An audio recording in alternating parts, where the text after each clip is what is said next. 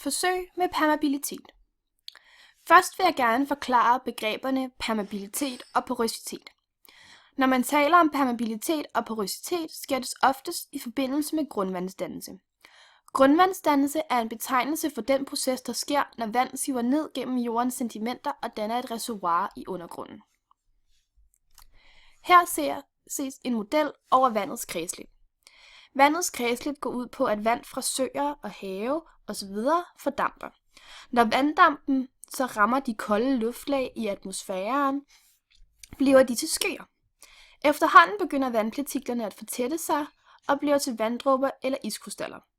Når de så har nået en tilpas størrelse, falder de ned mod jorden på grund af vægten, som regn.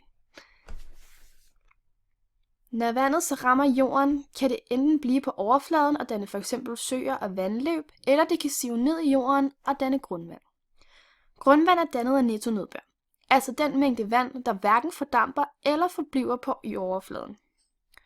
Under vandets rejse gennem jorden kan det gennemgå nogle forskellige rensningsprocesser. Den fysiske, den biologiske og den kemiske. Den fysiske indbefatter en naturlig rensning af vandet, mens det strømmer ned gennem jorden. Jorden filtrerer altså vandet på dens vej ned gennem sedimentet. En form for mekanisk rensning, om man vil, der kun fjerner større organismer. Den biologiske rensning kræver en smule mere baggrundsviden. Det forholder sig nemlig sådan, at landmænd gøder deres jord med nitrat, da alle levende organismer har brug for nitrogen til at omdanne aminosyrer, som bruges til at danne proteiner. Når nitrogen går i forbindelse med oxygen, betegnes det som nitrat, hvilket har den kemiske formel NO3. Ofte sker der det, at landmænd gøder deres marker for meget eller for hurtigt, hvilket gør, at planterne ikke kan nå at opsamle alle næringsstofferne fra gødningen. Når vand strømmer ned gennem jorden, der indeholder en høj koncentration af nitrat, ender det med at blive forurenet af det. Til gengæld findes der nogle anaerobe bakterier, som lever af at trække oxygenen ud af nitrat. Disse bakterier kan overleve ved at omdanne nitrat, NO3, til frit kvælstof, N2, som så frit kan sive op gennem jorden igen. Denne respirationsproces kaldes denitrifikation, og den sørger for, at der ikke er nitrat i vores grundvand. Til gengæld er der tilfælde, hvor dette ikke sker, eller hvor der ikke er nok, og derved ender vi alligevel med grundvandsreservoirer, der bliver fyldt med forurenet drikkevand. Udover de nævnte punkter, forhindrer denitrifikation indirekte iltsvigt.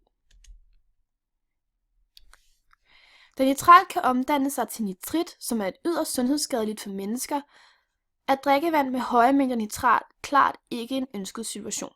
Derfor er det vigtigt, at vi holder dette fra at ske. For eksempel ved at implementere love, der opstiller regler for, hvor meget og hvor ofte landmænd må gøde deres marker, og hvor tæt på ting som vandløb og andre ressourcer for drikkevand man må gøde. Det samme gælder for brugen af pesticider, da pesticider, der ikke når at blive nedbrudt i jorden, også kan risikere at ende i vores grundvand. Pesticider kan være kræftfremkaldende hos mennesker, og derfor er dette ikke en ønsket situation. I Danmark har vi dog regler for, hvilke pesticider man må bruge. Disse regler er baseret på, at pesticiderne kan nedbrydes hurtigt nok, og at stofferne de nedbryder sig til heller ikke kan inde i grundvandet. Den sidste proces, jeg vil fortælle om, kaldes den kemiske. Den kemiske rensningsproces går ud på, at sedimenterne med høje kalkindhold kan hjælpe med at gøre vandet mindre surt. Da kalk er en base, kan det neutralisere vandets pH-værdi. Godt. Nu har vi forstået det. Permeabilitet beskriver altså en jordtypes evne til at lede vand eller gas, hvor porøsitet beskriver størrelsen af hulrum mellem jordtypens korn.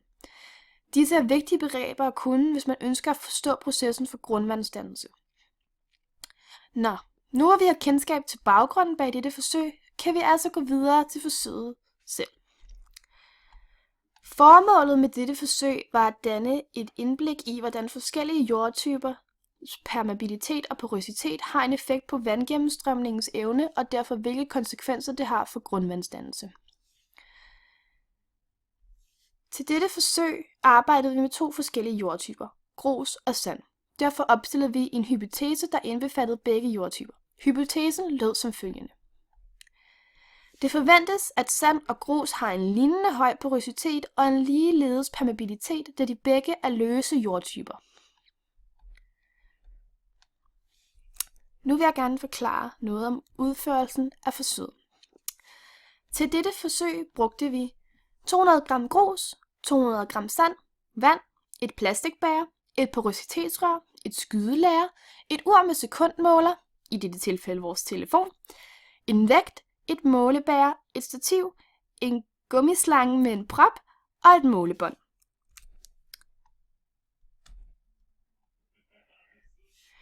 Først samlede vi et stativ og satte porøsitetsrøret fast til det. I bunden af porøsitetsrøret satte vi en gummislange fast med en prop for enden, så vi kunne sørge for, at så lidt af jordprøverne som muligt kom ud af røret. Efter dette afmålte vi 200 gram grus, hældte op i porøsitetsrøret. For enden af gummislangen placerede vi en plastikbæger, så vi kunne samle det vand, der faldt ned gennem gruset. Efter dette målte vi højden og diameteren af grussøjlen og brugte disse data til at beregne porøsiteten. Her ses et beregningsskema for porøsiteten af grusprøven. Som man kan se i beregningsskemaet, tog vi prøvens tørvægt, nemlig 200 gram, og dividerede det med 2,65 gram per kubikcentimeter, for at se, hvor mange kubikcentimeter det svarede til. Da vægtfylden af granit kan sættes til at være 2,65 gram per kubikcentimeter. Efter dette beregnede vi den aktuelle rumfang ved først at finde radius og derefter gange pi med radius i anden ganget med højden, som var 14 cm, hvilket så giver 134,67 kubikcentimeter.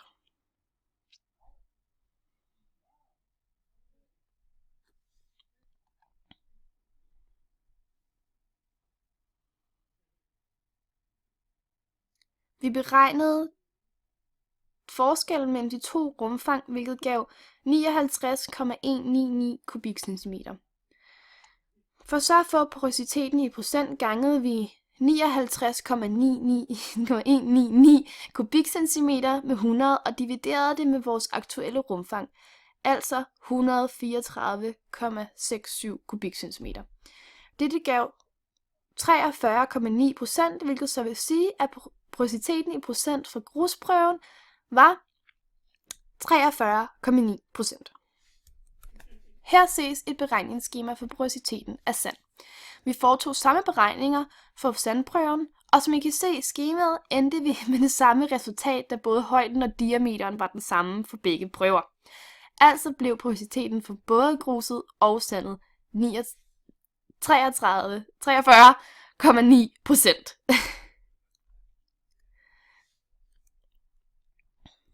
Godt. Vi afmålte 200 ml vand, stillede uret klar. Lige så snart vi begyndte at hælde vand op i porøsitetsrøret, startede vi uret. Da dette ikke længere var noget vand over gruset, stoppede vi tidstagningen og målte, hvor meget vand, der var strømmet igennem gruset. Derefter gentog vi det samme for sandet. Her kan I så se, hvordan gruset her er i porøsitetsrøret, vores gummislange og vores prop, og vandet lige så stille daler ned gennem og ned i vores målebær.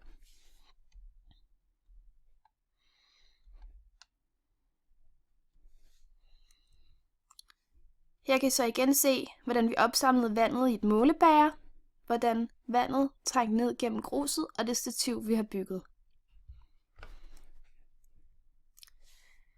Som man kan se på skemaet her, så tog det 7 minutter og 15 sekunder for vandet at strømme gennem gruset.